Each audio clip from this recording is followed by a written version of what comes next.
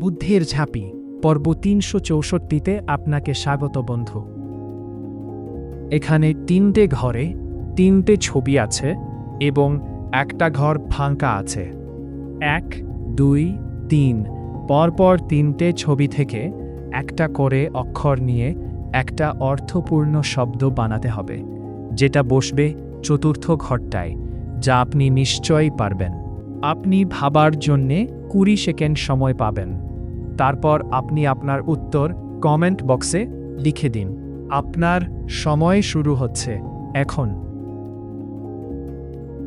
এই রকম আরও ধাঁধা পেতে আমার ফেসবুক প্রোফাইলটা ফলো দিয়ে রাখুন এবং আইবি ক্রিয়েশনস ইউটিউব চ্যানেলটা সাবস্ক্রাইব করে রাখুন। এই পর্বের সঠিক উত্তর আগামী পর্বে জানিয়ে দেওয়া হবে। সময় শেষ। পর্ব ৩৬৩-র উত্তর টিকলি। পরবর্তী ধাঁধার আসর বুদ্ধির ঝাঁপিতে আপনার সাথে আবার দেখা হবে। ভালো থাকবেন। ধন্যবাদ।